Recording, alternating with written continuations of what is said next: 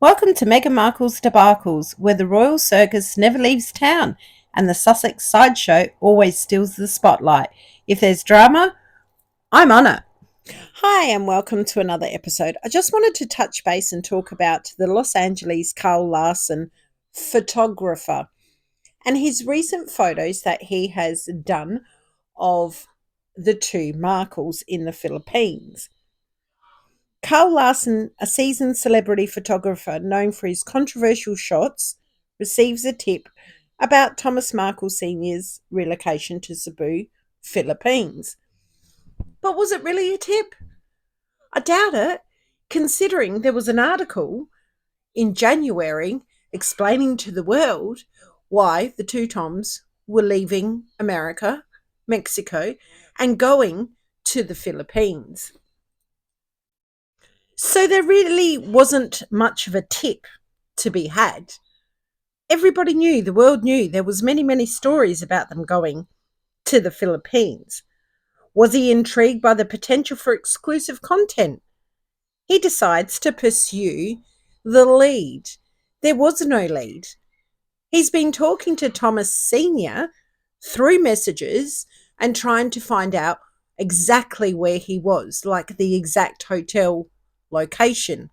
He knew damn well he was in Cebu. Thomas Markle Jr. made a video in the pool at a pool bar, and at the end of the video, when he turned it around, it was quite clear where they were located by the name on the shirt of the waiter. So it was no great big tip off. I mean, sometimes you really got to read between the lines when people say, oh, it could have been this, could have been that, could have been that. Sometimes we just got to kind of stick to facts. He had been talking to Thomas Markle Sr., and Thomas Markle Sr. is a very kind man. I've spoken to him many times, and he's always interested about how you are, what's going on in your life. He's very kind. He's not the type of guy to tell you to go get nicked, don't contact him again, etc., etc. Whereas we know Junior is. Senior had been talking to Karl Larsen, and Junior was unaware of that because Larsen is under a different name in Senior's phone. And Larsen was telling Senior that he was going to Thailand for a concert in a few weeks' time, and if he wanted to catch up with him. Thomas Jr. has all the text messages to prove all this. But little did they know that Karl Larsen was already in Cebu and ringing all the hotels trying to find out exactly which place they had relocated to. What a sneaky little so-and-so. Karl contacts Thomas Markle Sr. proposing a visit under the assumption of rekindling their past collaboration despite their strained relationship. Thomas didn't agree to catching up with him, Thomas Sr. He was just actually chatting to him. Karl arrives in Cebu, capturing the vibrant culture and contrasting it with Thomas's modest living conditions. He documents Thomas's daily life, aiming to humanize the often vilified figure. What he was trying to do, and he waited outside the hotel, is catch them in compromising positions. Photos that are going to speak volumes without saying that in the articles. Because what he does, he stalks, he takes these photos, then he sells them off to publishers, and then they write a story and he makes a pretty penny. But the story that he said was all bullshit. They're not struggling. They're living a great life, to be honest. That's where they wanted to be. Nothing more, nothing less. There's no big conspiracy why they're in the Philippines. They're in this CIA country or some great big story. It's simply because they wanted to move from where they were. Thomas Markle Sr. can get a private nurse, he can get carers, he can get better medical there, he can get someone that cooks and cleans, and it kind of gives Thomas Junior a little bit of reprieve because it's really hard being a carer to someone 24/7. They can afford it in that country. They have got a beautiful apartment each. They eat really well. They go and do sightseeing. They are living their life. And there is this controversial talk out there, and this is just my opinion, okay? There is a lot of controversial talk about, oh, Lady C did this GoFundMe. They're living it up on Lady C's GoFundMe. That was a gift. It doesn't matter how someone spends a gift. I mean, she never stipulated that it was for medical costs. It was an 80th birthday gift. Some of that may have gone to relocating, but I'm pretty sure that money's gone by now because that was a while ago. And how he spends his money that was gifted to him is entirely up to him. I mean, wouldn't you agree? It's like someone giving you a bottle of wine and saying, no, don't open that bottle of wine until I visit next. But it's a gift for you, but I want to drink it with you. It's just ridiculous. But nevertheless, everybody has their opinion. Karl had to have a story, had to have a photos. That woman sitting next to Thomas Markle Sr. wasn't even there when Junior sat him down and wasn't even there when Junior came back. Yes, she could have been there in between times. It was a bus station where he sat him down to go and get his walking stick. Tom had actually called me when this was happening. He said, guess who's here? And I'm like, who? And then he told me exactly his steps that he was taking. And we were on video call. I actually seen it play out, watching Karl Larsen hiding to get photos. That was one day. But then the next day, or the following day, should I say, there was the photo with Junior and his partner. Now, he's been with this girl for quite a few months. We've had video calls, talked to her. She's really lovely. And why can't he have a relationship?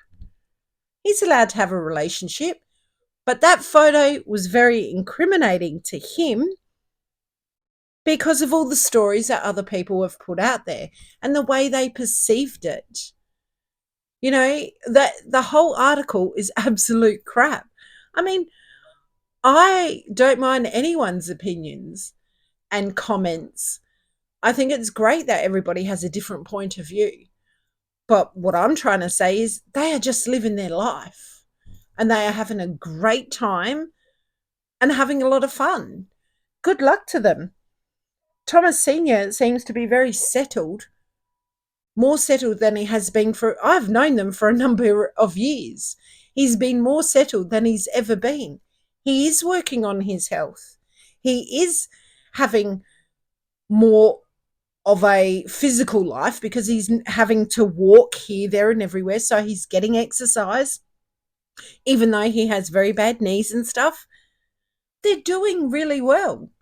But this article was meant to shame them and put them in a position where people start hating on them, which, like I said, everyone has their opinions.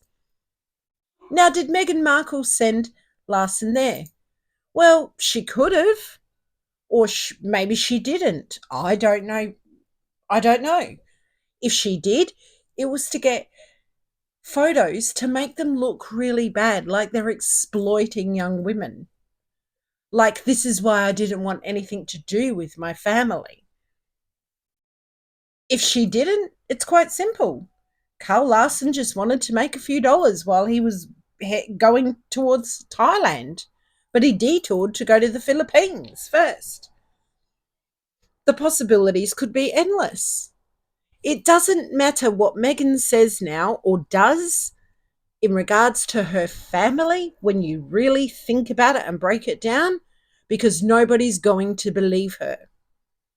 The family were not the ones that dissed the Queen, said the royal family were racist, did not call the wedding a spectacle, did not abuse Princess Catherine.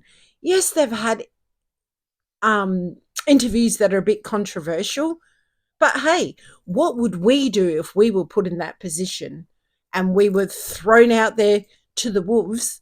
What would we do in that position? What would you do if you were thrown in that position? Would you go to the media to tell everyone that this person is not who she seems to be? I mean, if it wasn't for the Markles, we would know a lot of stuff. You know, her age, they say she's 43 and have all the documents to prove it. Well, what can we say? She's 43. I mean, I have a few issues with a few things, um, you know, a few truths behind things, but that's my thoughts and opinions. To me personally, the family, and this is only my opinion, why are they hated on so much? For what? They're not the ones that have caused all Meghan's drama that she's caused. People say they're riding her coattails. Well, I'm sorry, and you know that I say things as it is. Every single YouTuber that is reporting on the Markles, the Royals, and Meghan, we're all riding on Meghan Markle's coattails. She is creating a whole lot of employment. You know, if we want to get down and dirty and say the truth, you know, everybody's who's reporting on it is riding on her coattails. It's as simple as that. I mean, prove me wrong. It doesn't matter if you get paid $1 on YouTube or $100 or $1,000. If you're I'm just talking about this subject. If you are reporting on this subject, we're riding the coattails. It's a fact. You know, like that there always actually makes me laugh when they say, well, the Markles are riding on the coattails. Well, I don't know how I would react if that was me. I would never want to be in the position that they're in. But how would you react if you were thrown in this position as a family and you know that a lot of things are lies that this person has said to the royal family to get in with them? Wouldn't you speak out? I probably would. I probably would throw her right under the bus. I would be saying everything out there. Of course, they haven't said a lot of things, but they have their reasons. Meghan Markle is not going to sue anybody about children because then it's opened up a can of worms. She's not going to say anything about Doria's drug and fraudulent things that she did to land her in prison, because then that opens a can of worms. Things that will be said and proven in Thomas Markle's book, she cannot sue. He has got a fantastic legal team around him. He has a fantastic financial backing behind him to do whatever he needs to do, whether if that's a lawsuit against someone, releasing a book, whatever. They have good backing. So Meghan Markle will not sue for these things because it will open up a can of worms. She hasn't done it up till now, to date. She hasn't sued anyone about baby bump, things about her mother. She will definitely not sue about that. The mainstream media are still shitting themselves because Harry has taken some tabloids to court. Will they or will they not, sooner or later, start reporting truths? Anyhow, I just wanted to touch base on Karl Larsen being a sneaky little prick. Thomas Jr. has got lawyers onto it, and let's see how that transpires and what's going to happen with him doing what he did. But he didn't have to do many investigations to find out where they were, and he didn't get a tip off because everybody knew where they were. And Tom Jr. was at a pool bar and it showed exactly where they were. So Yeah, that's just my thoughts and opinions. Pop yours down below and let's have a chat. Have yourself a lovely day, and bye for now.